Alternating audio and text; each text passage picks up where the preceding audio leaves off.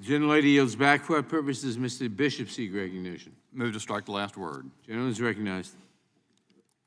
You know, to the points that several have made on this side of the aisle, including Mr. Gates, I was intrigued. As was pointed out by some, this bill is passed and previously on a voice vote on the floor, meaning that nobody called for a roll call, nobody's terribly upset about it. To the extent you talk about domestic terrorism, white supremacy, there's been unanimity in Congress in opposition to that.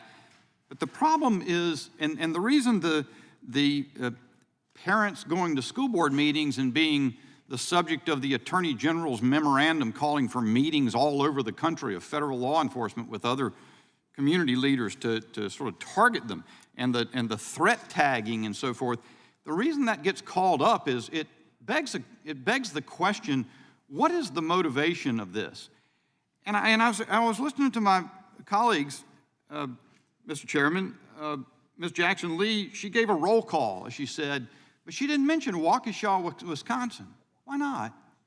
She didn't mention when she talked about Colleyville, that was the one where she'd been talking about white supremacy, but she didn't mention the motivation of that one. That wasn't about white supremacy. It was an Islamic terrorist. The focus, the reason for the focus eludes me.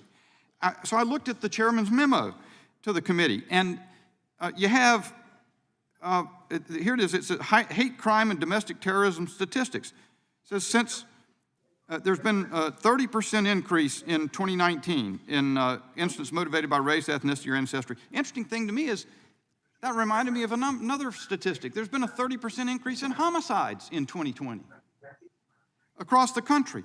This also says that since 2015, right-wing extremists have been involved in 267 plots, completed attacks, and 91 fatalities. That's over 7 years.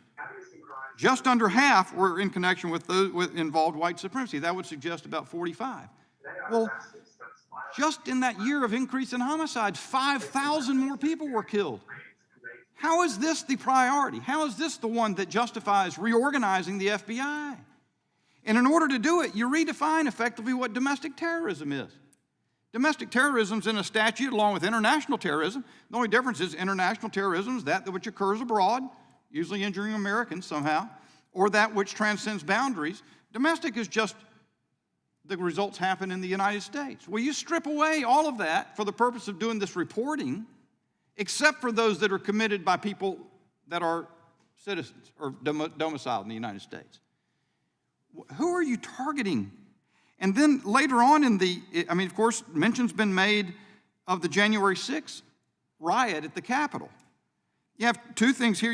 You're back to vilifying police officers. If you want to look for a cause of why we had a 30% increase in homicides, 5,000 more homicides across the country, probably because the Democratic Party made it its mission to defund the police and to characterize and to vilify police. And here you're doing it again, talking about white supremacy in the military, based on, as I read it, a handful of 10 or 20, or I don't even say it was that many. In one case, a Marine, it's like one person. And then you also vilify law enforcement. You're citing somebody's article that talks about the epidemic of white supremacy in law enforcement. My goodness.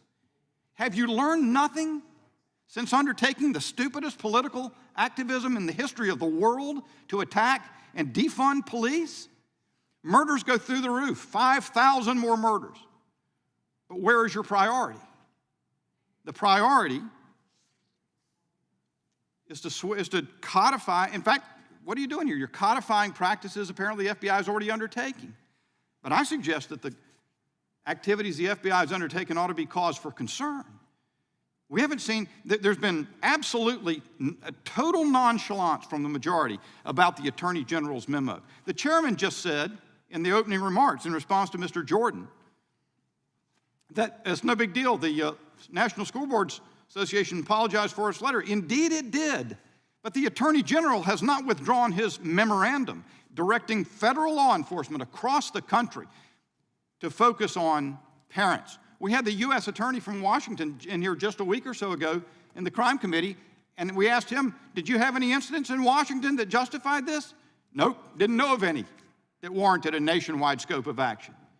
That disturbs the majority not at all. and they want to double down on directing the power of federal law enforcement against American citizens. It should be of grave concern to all of us. I yield back.